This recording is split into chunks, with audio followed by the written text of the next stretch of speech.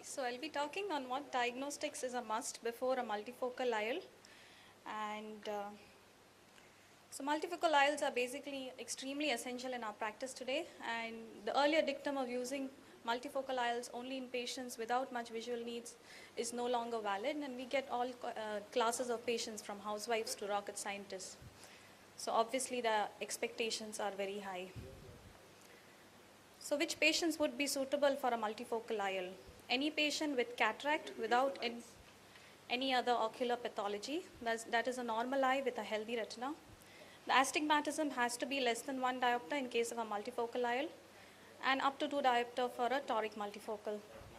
Patients who may be coming in for presbyopia correction, patients who are not suitable for LASIK and ICL but want to get rid of the glasses.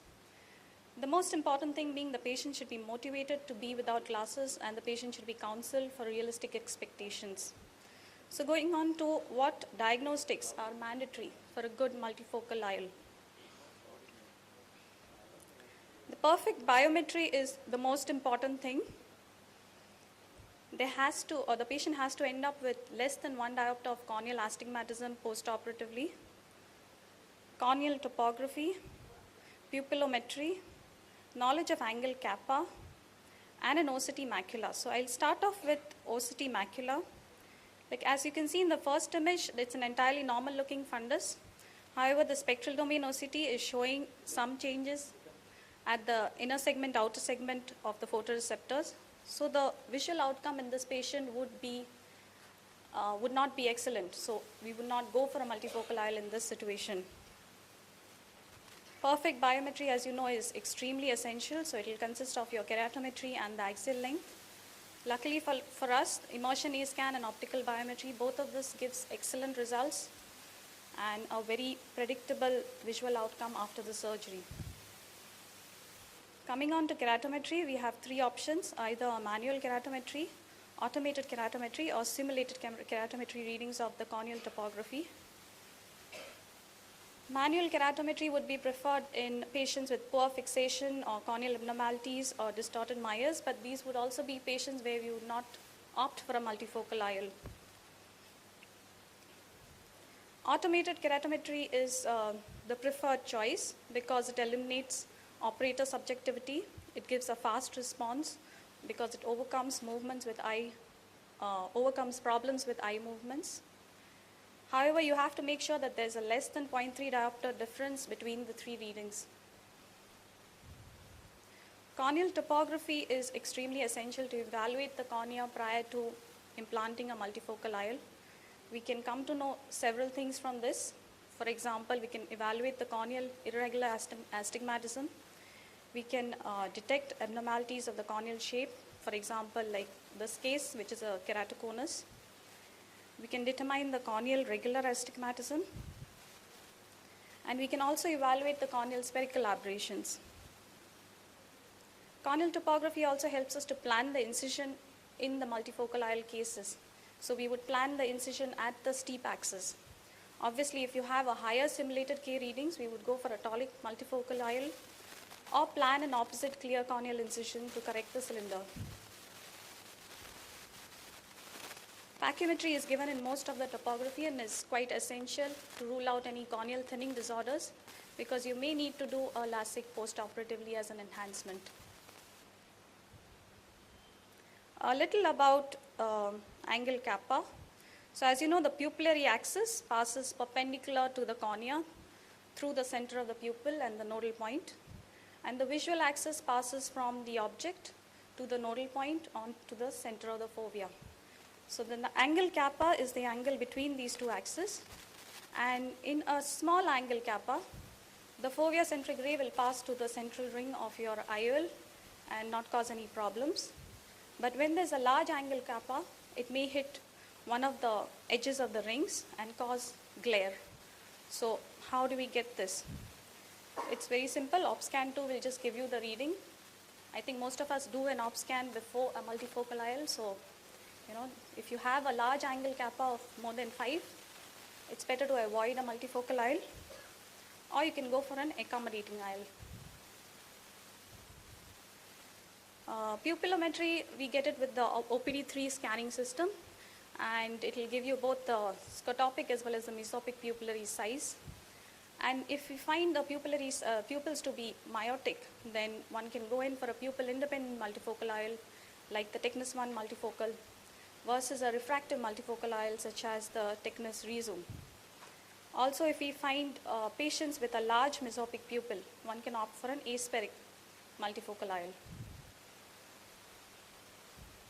So this corneal spherical aberrations will be given by your OPD3 scan once again. So as you can see in this patient, he has a corneal spherical aberration of 0.255. So one would choose for a negative, a multifocal IOL with negative spherical aberrations. So what's important in our patients? Is it 6/6 and 6? Is it 6/6 and 6 and perfect intermediate vision? Is it fantastic contrast? Yes, we want it all. And we have to use all the technology and skill that's available with us today and get a happy patient. Thank you, and I'll be happy to entertain any questions.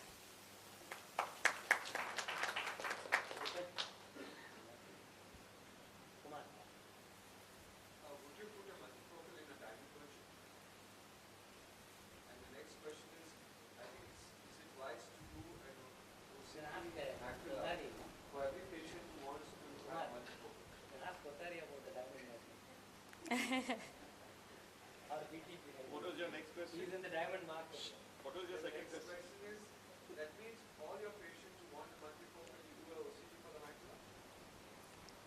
I think it's a good idea to do an OCT macula for the patient, because as you can see from that slide, you don't know, sometimes your cataract may be dense, you may not be able to pick up. An OCT macula would be a good idea, I feel. The other thing is, one of the, when Matthew is here, the most common cause of an unhappy multifocal patient is when you have a large angle kappa when you're not checked. We assume that your line of sight and pupil center are the same region. And I think most of the unexplained problem what we get with glare is not actually many times related to multifocal. There are only two things very, very important. One is the tear film in these patients, especially these multifocal patients who have a poor tear film. They are the one who really complain badly. And the other one is the angle kappa.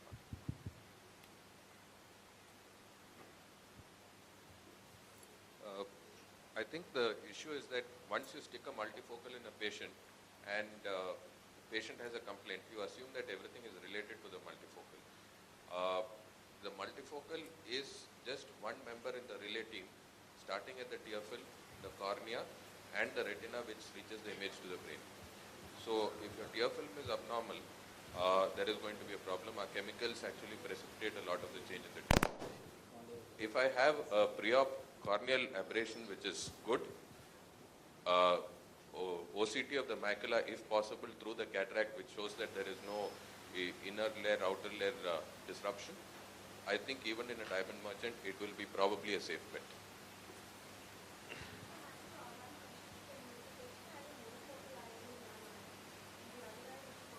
Currently, I would hesitate to use a monofocal one eye, multifocal the other eye, because I am not sure how it is going to hit at the neural plastic. In terms of the optics reaching the macula, that part of it I am fairly confident. But how the images, two different technology images reaching the brain and how the person will interpret it and get happy or unhappy with that, I don't know as yet. Dr. Matthew, in exactly the reverse, in an unhappy multifocal patient, what would you put in the second eye?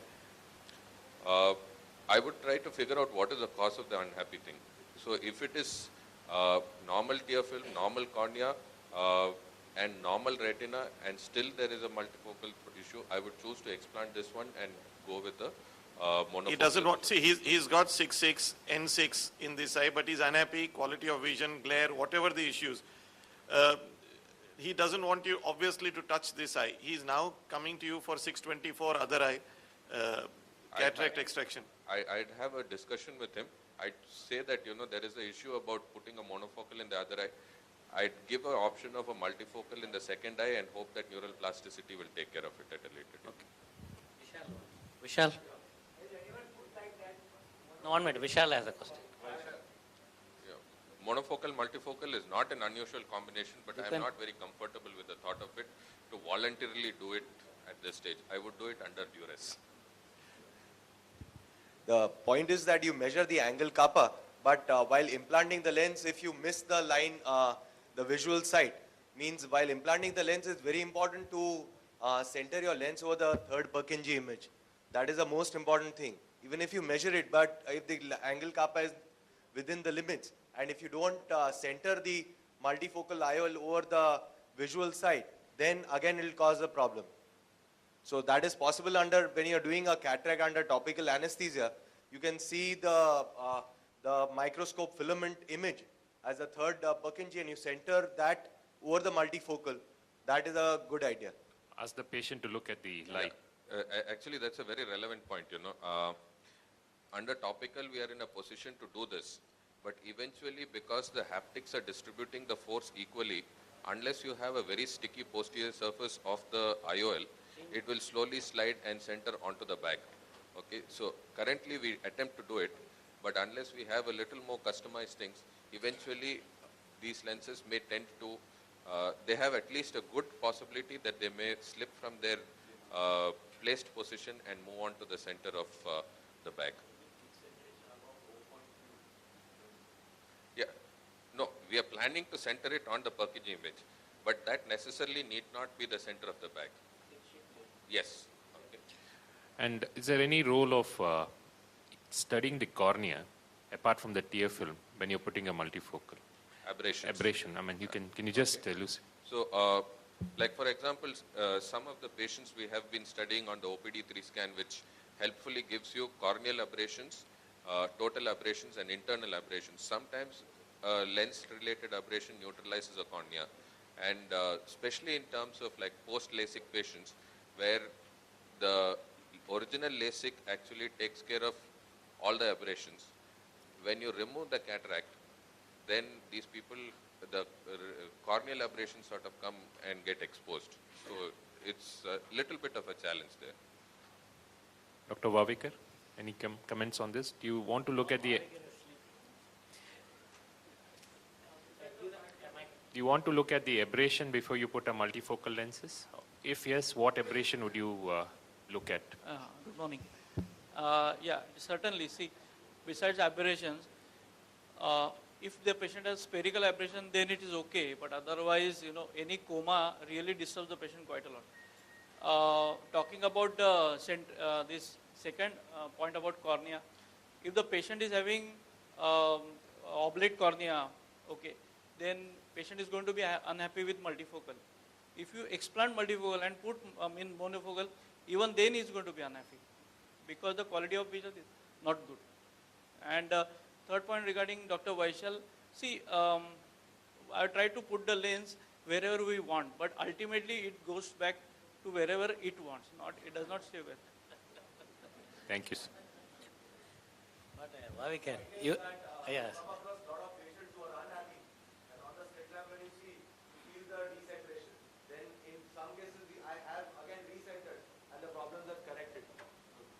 Vavekar and Sujal, you both came late.